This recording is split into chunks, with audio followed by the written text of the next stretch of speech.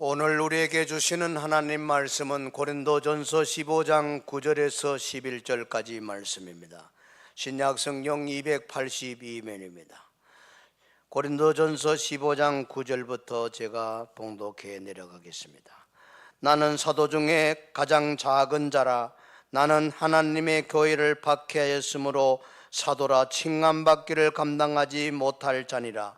그러나 내가 나 된 것은 하나님의 은혜로 된 것이니 내게 주신 그의 은혜가 헛되지 아니하여 내가 모든 사도보다 더 많이 수고하였으나 내가 한 것이 아니요 오직 나와 함께 하신 하나님의 은혜로라.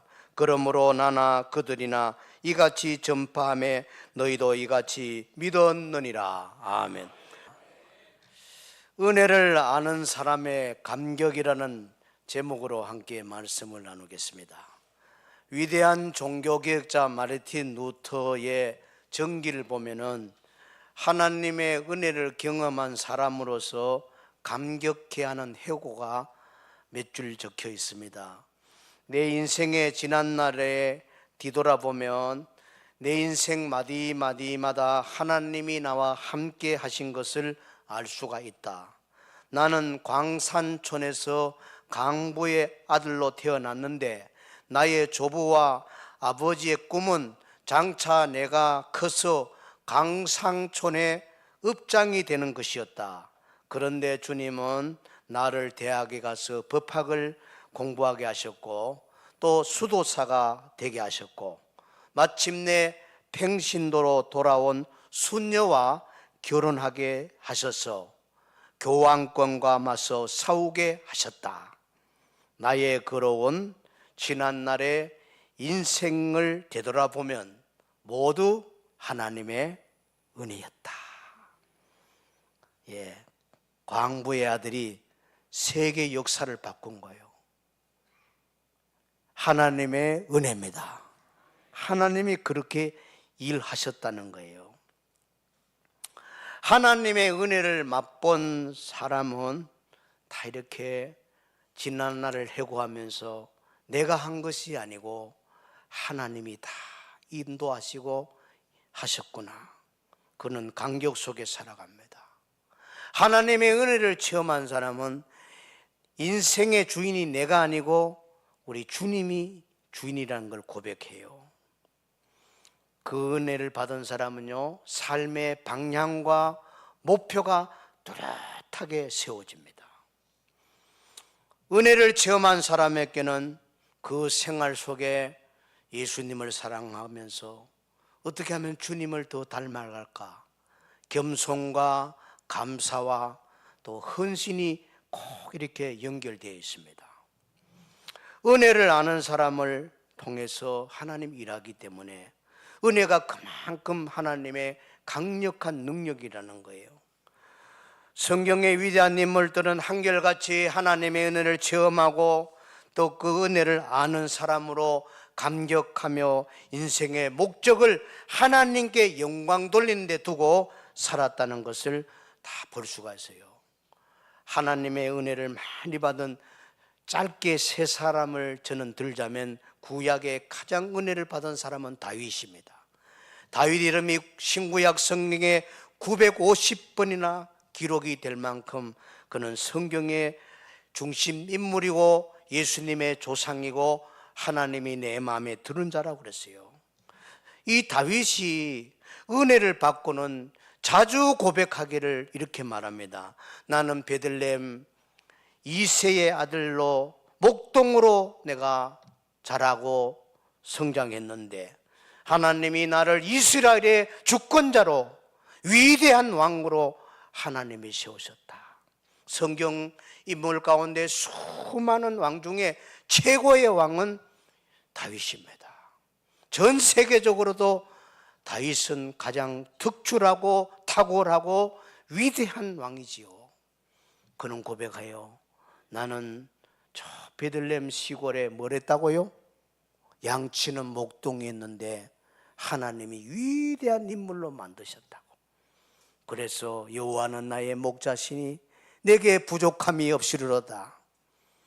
내가 여호와의 집에서 그의 궁전에서 영원히 살리로다.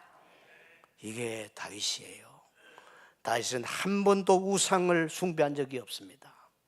세상 쾌락에 물든 적도 없습니다. 내가 여호와를 찬양하며 살리라. 참 대단하지요.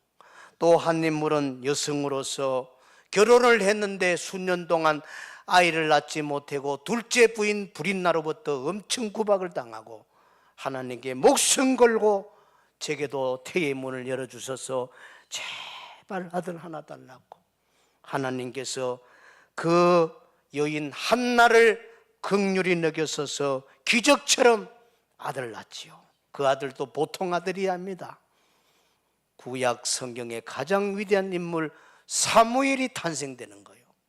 사무엘을 복중에 잉태시키고 한나가 고백하는 말, 내 마음이 여호와로 말미암아 즐거워하며 내 뿔이 여호와로 말미암아 내 신분이 높아졌으며 여호와께서는 내 입을 이제 넓게 열어주셔서 내 입으로 내 모든 대적 구박하던 브릿나와 여러 사람 대적을 향하여 기뻐함을 나타내는도다.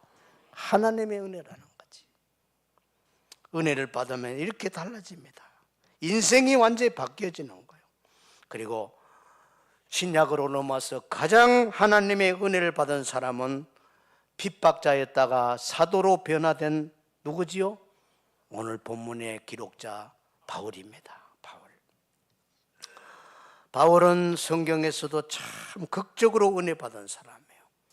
자기가 구원받은 것과 사도로서 세계적인 선교사로서 일을 한 것도 성경 13권을 기록한 것도 다 하나님의 은혜였다고 고백해요.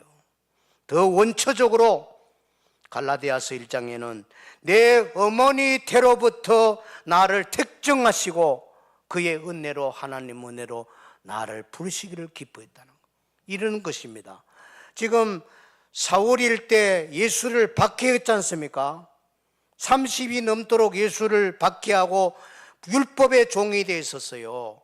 그런데 하나님은 박해할 때 그 영혼을 데려가지 않고 어머니 뱃속에서 하나님은 장차 네가 예수님을 전하는 사도가 될 거라고 택정했다는 거예요. 어머니 뱃속에 있을 때 하나님 택정이기 때문에 반대길로 가더라도 하나님은 기다리신 겁니다. 이게 하나님의 은혜 아닙니까? 여러분 삶에도 그와 같은 겁니다. 하나님의 기다리심과 은혜 베푸심이 있어서 오늘 내가 있는 겁니다.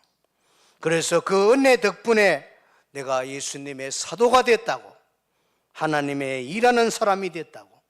그래서 내가 나 된 것은 하나님의 은혜로 된 것이로다.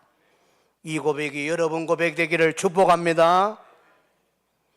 지난 몇 주 동안 삼일체 하나님에 대한 말씀을 같이 듣고 나누었습니다. 삼일체 하나님의 교리는 들어도 연구하고 책을 많이 읽고 기도해도 신비롭고 참 하나님의 은혜가 얼마나 풍성한 걸 알 수가 있어요.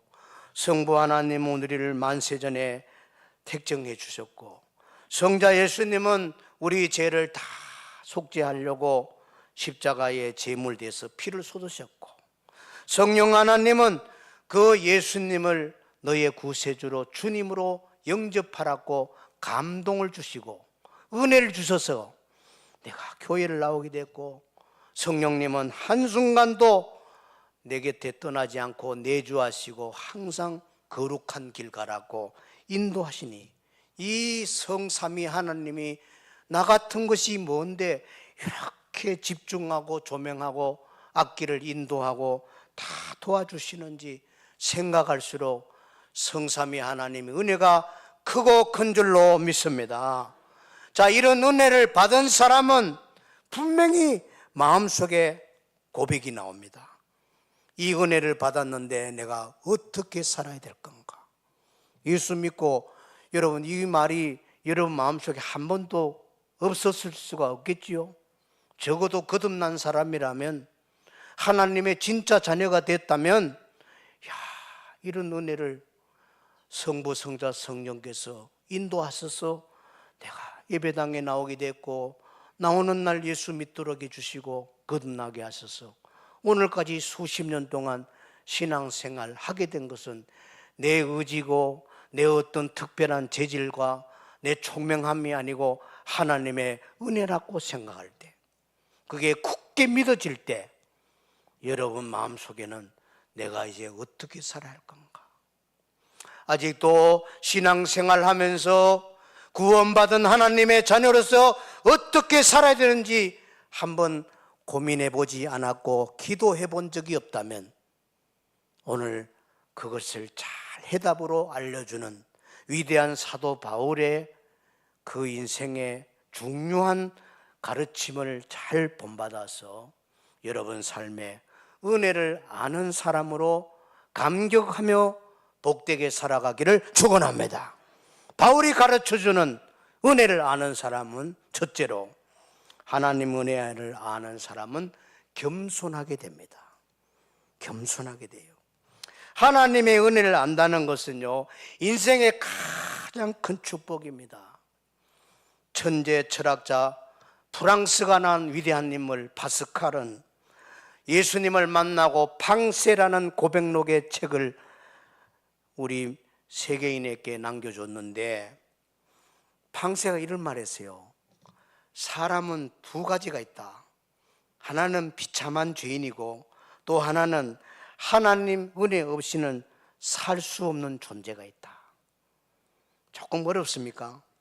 쉽게 말하면 이 파스칼 말을 본받아서 수많은 신학자들이 더 정확하게 전개한 게 뭐냐면은 아주 쉬워요. 세상에는 두 종류의 사람이 있는데 용서받은 죄인이 있고 용서받지 못한 죄인이 있다는 거라. 그렇죠? 자, 그러면 우리는 죄인은 죄인인데 뭘 받은 죄인? 아침 안 잡수고 오셨나? 어떤 죄인?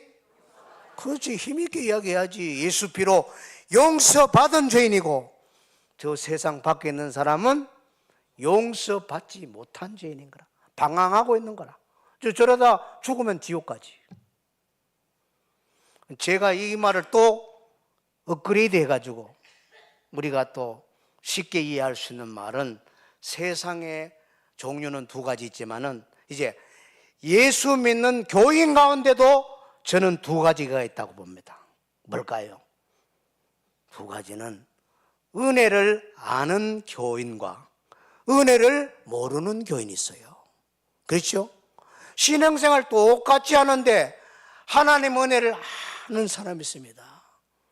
감격이 있고 하나님을 사랑하고 어떻게 하면 하나님 더 기쁘게 할지, 어떻게 하면 헌신하며 살지, 어떻게 하면 하나님의 영광을 드러내지, 이런 은혜를 아는 사람이 있고, 교인은 교인인데 수십 년 교회 생활 하는데 은혜를 모르는 사람이 있어요.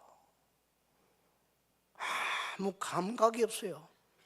찬송을 불러도 말씀을 들어도 느낌이 없고 깨달음이 없어요. 은혜를 모르니까 그래요. 여러분, 하나님은 은혜를 아는 사람에게 능력을 주시고 지혜를 주시고 사랑과 은총을 내려줘요. 은혜를 아는 사람에게 성령의 권능을 줘가 많은 일을 하게 하는 거예요. 그래서 은혜를 아는 게 얼마나 귀합니까? 하나님의 은혜를 알고 이렇게 중요한 걸 깨달았고 매 시간마다 말씀 속에 하나님 주시는 은혜를 다 받으시기를 바랍니다. 최고의 은혜는 뭐냐? 그것은 물질을 많이 갖는 것도 아니고 세상에 명예가 많이 자기에게 주어지는 것도 아니고 세상에 많은 내게 주어지는 어떤 혜택도 아니에요. 그거 다 일순간입니다. 그죠?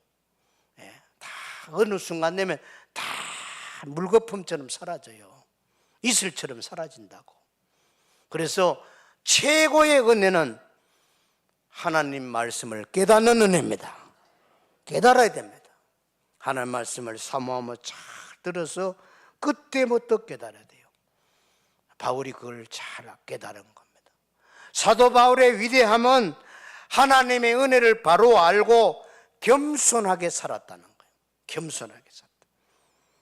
자, 하나님의 은혜를 알고 보니까 이 바울이 사울일 때는 좀 도도하고 폼 잡고 의시되고 막 이런 사람이에요. 그래서 굉장하게 대단한 존재로 여기고 살았습니다. 그런데 은혜를 받고부터는 사람이 완전히 바뀌어버려요. 아주 말하는 거나 행동하는 거나 굉장히 겸손해져요. 그래서 성경에 나는 맨 나중에 만삭되지 못하여 태어난 자, 나는 칠삭동이다. 어머니 뱃속에 10달을 안 채우고 나온 사람이다.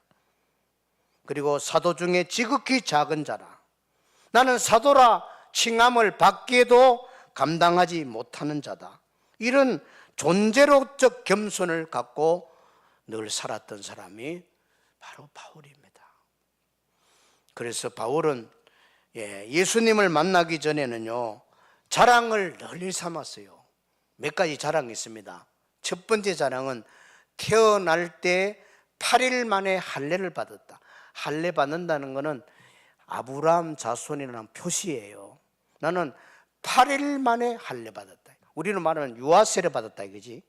예수 50살에 믿었다는 게 아니고 나는 뱃속에서 예수 믿었다고, 이런 뜻이죠. 그리고 베냐민 지파의 자손이다. 베냐민 지파라는 것은 이스라엘의 초대 왕이 누구예요? 사울 왕이잖아. 사울 왕이 베냐민 지파거든. 그러니까 한마디로 나는 왕손이다 이 말이에요. 한국 사람이 좋아하잖아요. 나는 뭐 박흑것의 자손이라고 대단한 소리 잘 하잖아요. 왕소이라고. 나는 김수로 왕의 후손이라고. 그래서 어떻다는 거예요? 그래서 어떻다는 거예요 지금? 그런 빼대 자랑하는 게 다 쓸데없는 자랑하고 있어요. 사울일 때 그랬다니까. 그리고 그 다음에 나는 히브리인 중에 히브리다. 나는 골수 아브라함의 자손이다 이 말이에요. 그 다음에 율법으로는 흠이 없는 자다. 대단하지요? 나는 사람들에게 비난받는 짓을 안 하는 사람이다. 그리고 마지막에는 이스라엘의 최고의 학자 가말리엘의 문화생이다. 나는 서울대학교 수석으로 졸업했다. 껍벅 죽겠지. 이런 사울일 때는 자랑거리를 일삼아했던 사람이에요. 그런데 예수님을 만나고는 이걸 전부 빌립보서에 보면 다 쓰레기통에 던져버렸다. 이제부터는 나는 예수님만 아는 고상한 지식을 가질 것이다. 완전히 바뀌어버렸어. 은혜를 받고 나니까 자기를 과시하게 하는 것이 다 쓸데없는 거고 쓰레기통에 던져야 될 거고 아무것도 아니다라는 거예요. 그래서 겸손해진 거예요. 겸손. 본문 9절 보면은 나는 사도 중에 가장 작은 자라. 나는 하나님 교회를 박해하였으므로 사도라 칭함 받기를 감당하지 못할 자니라. 이 말은 바로 바울이 완전히 낮아진 겁니다. 겸손해진 겁니다. 여러분, 사람은 자기 자신을 정확하게 평가할 줄 알아야 돼요. 특별히 자기를 작게 보는 사람은 어려운 가운데서도 감사하고 잘 일어나고 극복해 나갑니다. 상처?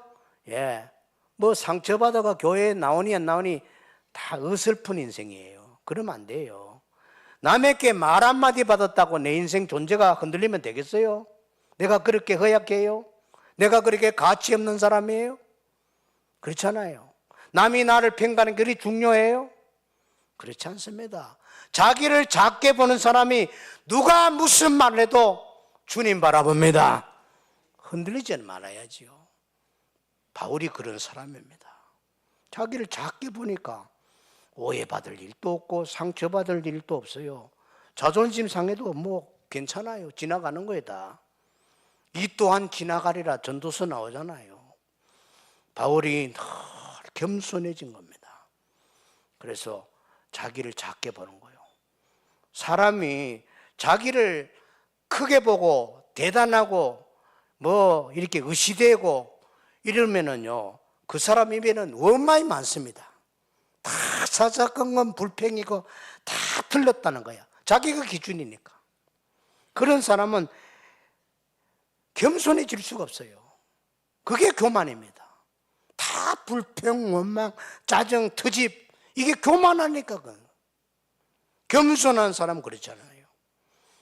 여러분, 사도 바울은 자기를 작게 보았습니다. 그래서 바울만큼 위대한 사람 없잖아요. 기독교 2000년 역사에 예수님 다음에 가장 위대한 사람이 사도 바울입니다. 이 성경을 13권이 바울이 썼다는 것만 하더라도 얼마나 위대한 사람이에요. 그런데 그 바울이 나이 늙어가지고 순교를 앞에 두고 제자 믿음의 아들 디모데에게 지금 남기는 고백 보세요. 이게 지금 죽기 얼마 전에 지금 어마어마한 일을 해놓고 하는 말이 디모데전서 1장 13절 한번 보세요. 한번 읽어봅시다. 시작. 내가 전에는 비방자요, 박해자요, 폭행자, 죄인 중에 내가 개순이라. 아멘. 나는 개수죄인이라 그래요. 이렇게 할 수 있습니까?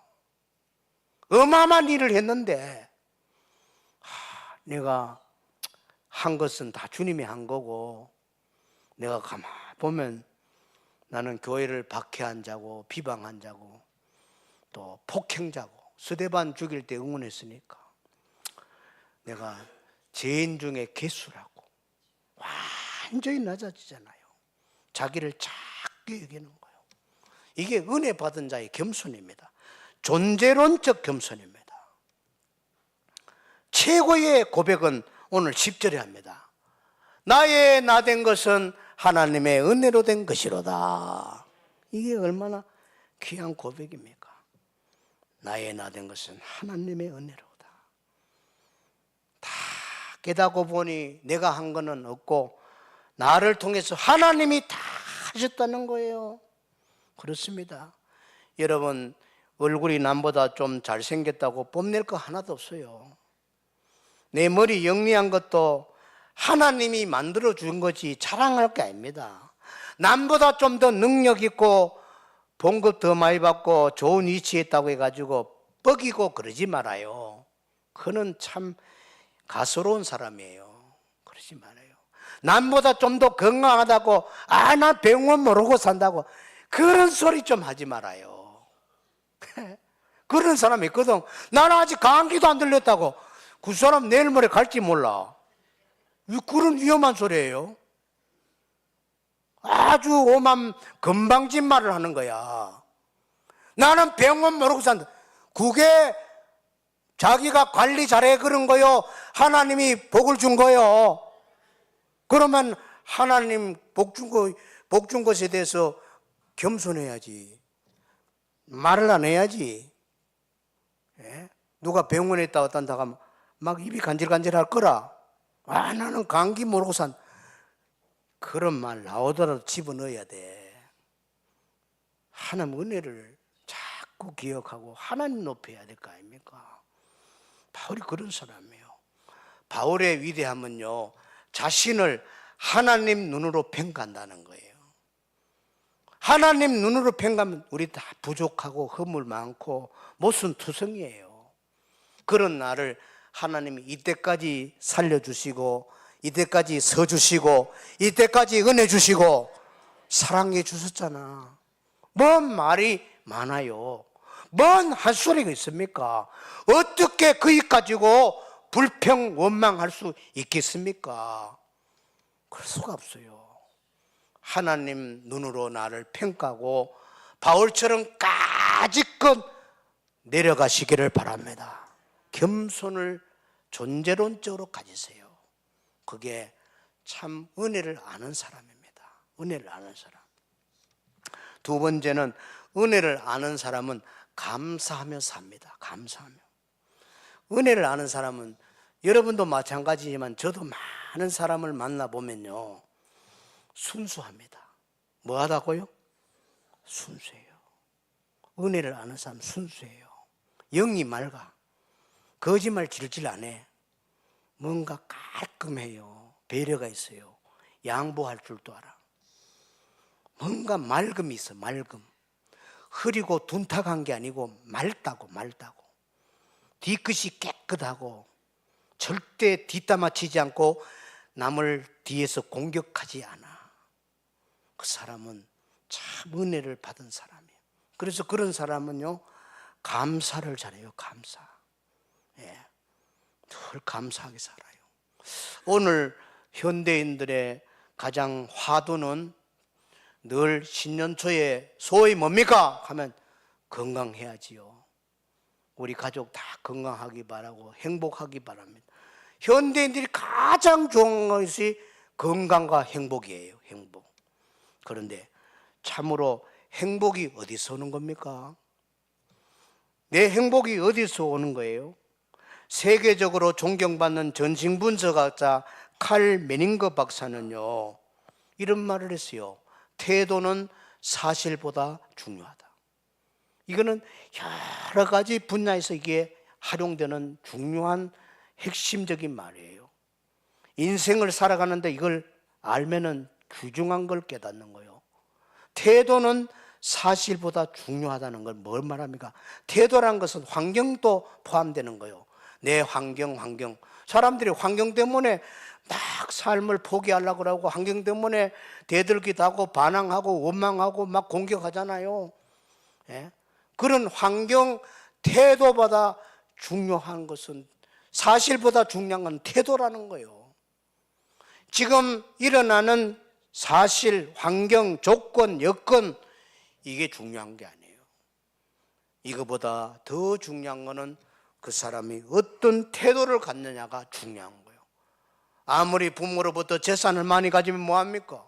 그 사람이 태도가 썩어버렸는데, 태도가 고장이 났는데, 태도가 거짓되고 향락적이고 방탕하다면은 부모 유산, 그것 때문에 더 타락해요. 안 가졌으면 더 좋지. 여러분, 사실과 환경보다 중요한 건 태도입니다. 여러분의 정신세계와 영적 태도를 바르게 갖는 것이 중요하다는 말. 행복은 거기서 오는 거예요. 남과 비교하지 말고 내 자신을 돌아보면 하나님의 은혜가 차고 넘치는 거예요. 그래서 늘 하나님 앞에 감사하며 살 이유가 있는 겁니다. 감사는 하나님의 은혜를 아는 자의 표현이고, 감사는 하나님의 은혜에 대한 열매입니다. 열매. 그래서 내가 누리고 있는 거, 가진 거 다 하나님이 거저 주신 것이기 때문에 하나님의 은혜입니다. 바울은 본문 10절에서 사도로 부르심을 받고 쓰임 받는 것도 다 내가 잘났어가 아니고 내 머리가 똑똑해서가 아니고 하나님의 은혜라고 감사하고 있어요. 내가 한 것이 아니요 오직 나와 함께 하신, 뭐라 그랬어요? 하나님의 은혜로다. 하나님의 은혜로다. 네, 우리 한번 따라합시다. 나의 나 된 것은 하나님의 은혜입니다. 하나님의 은혜입니다. 그렇게 살기를 축복합니다. 하나님 은혜라고. 다 하나님의 은혜로 이루어진 거라고.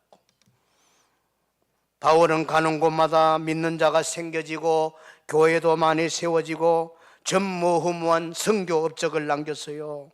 그러나 그 모든 사역의 열매와 영광을 자기에게 돌리지 않고 자기 공로는 아무것도 없다고 느끼고 오직 하나님의 은혜로 한 것이라고 감사하는 거예요.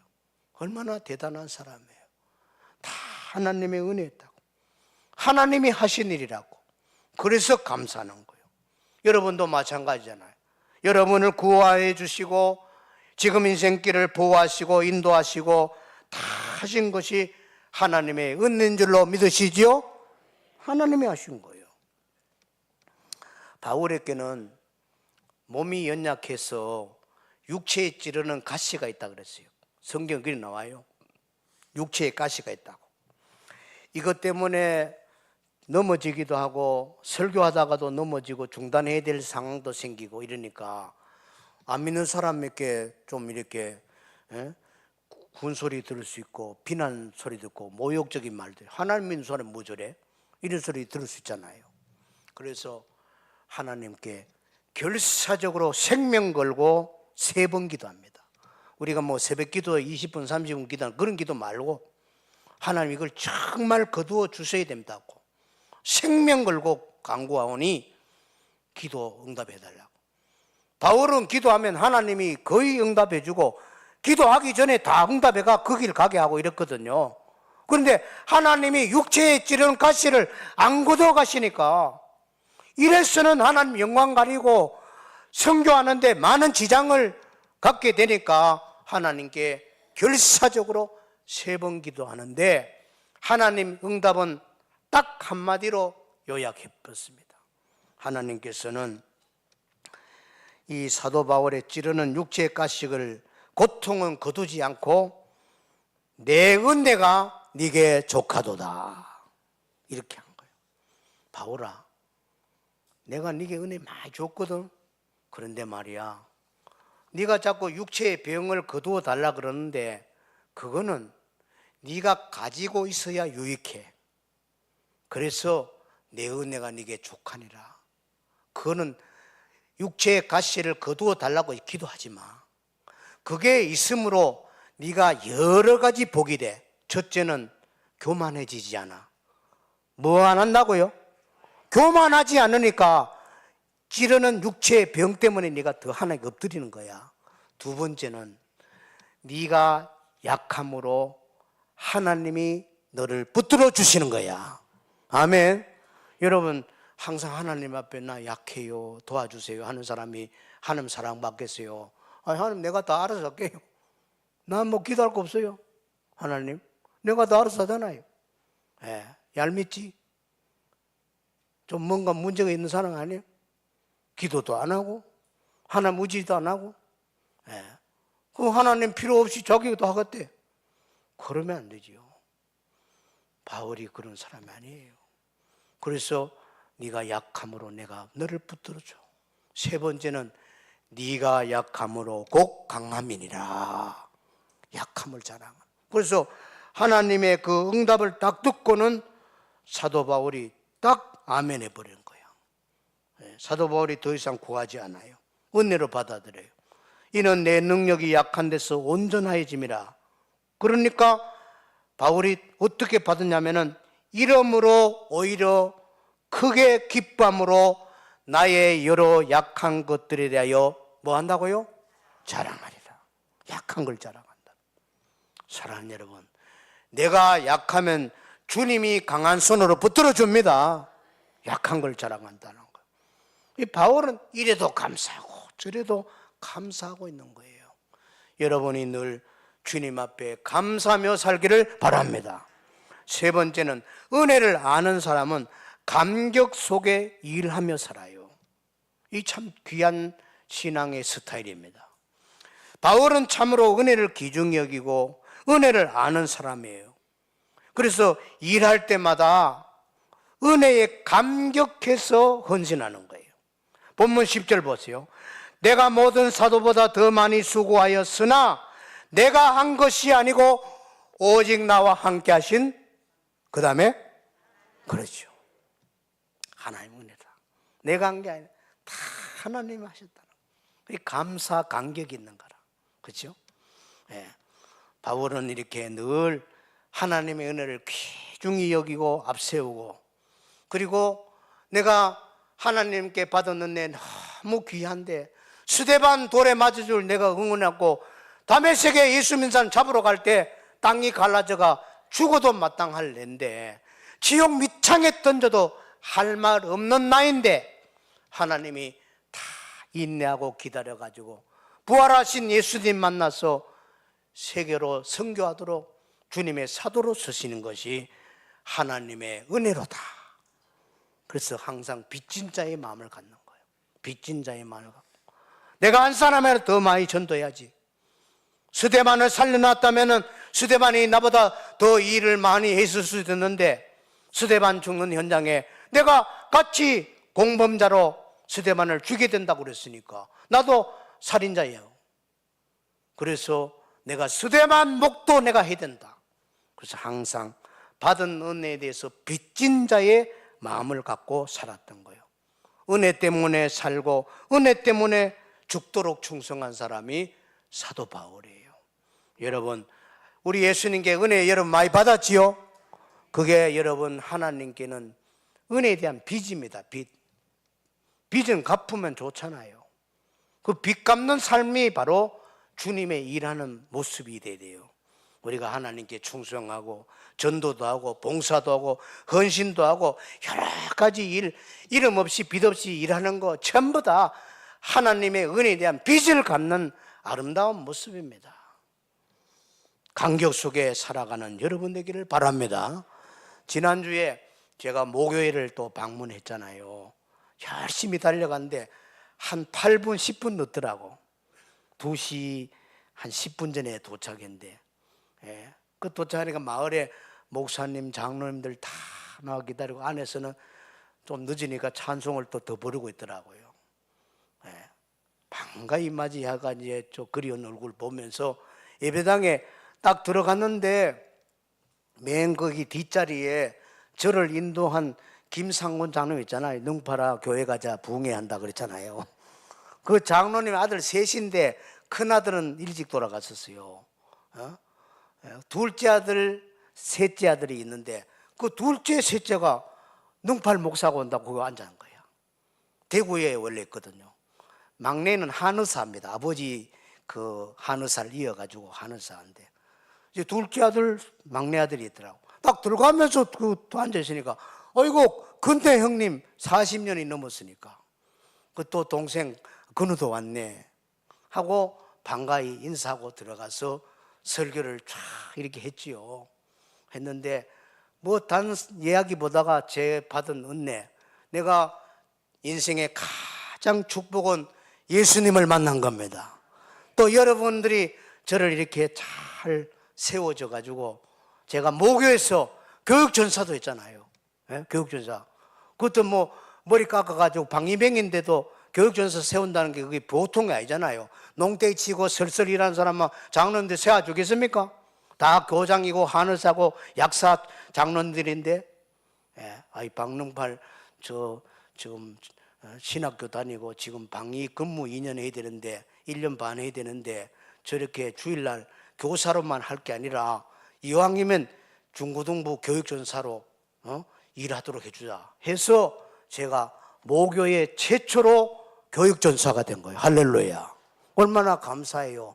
그때 받은 은혜, 자, 우리 44년 전에 갈멜산 기도원에 가고 천천다락원 가고 그 이야기 하니까 다 고개를 끄덕끄덕 하면서 수긍하면서 40년 전에 은혜 받은 세계로 이끌어간 거예요. 타임머신을 타고. 할렐루야. 그리고 여러분이 저를 사랑하고 기도해가지고 제가 지금까지 성역 46년 7년 하면서 교회를 7군데 거쳤더라고. 제가 7교회를 거쳤거든요. 여기 서부제일교회 몇 번째라고요? 7번째 교회로 7번째 이제 끝날 겁니다. 근데 중요한 거는 7번 교회 사역할 때마다 하나님이 전능하신 손길로 도와주셨다는 거. 어마어마한 일이었잖아. 다 제가 한 것이 아니고 저를 통해서 하나님 일한 것이죠. 그리고 감사한 거는 제 사역 기간에 한 번도 저를 반대하는 사람 만난 적이 없어. 감사할 일이잖아요.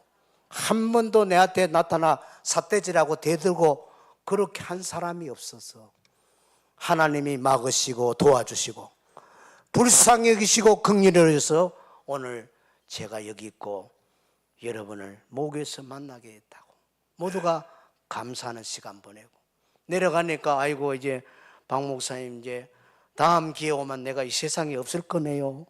90난 분도 있고 여러분 있었어요. 야간에 제가 이야기하는 것은 예수님을 만나서 감격 속에서 주님의 일을 하려고 했기 때문에 하나님이 이 종을 긍휼히 여긴 줄로 믿습니다. 감격 속에 일하는 거. 여러분에게도 그런 사도 바울의 감격 속에 일하는 뜨거운 영성이 살아나기를 축복합니다. 교회 예배 드리는 것도 감격 속에 예배드리러 와야 돼요.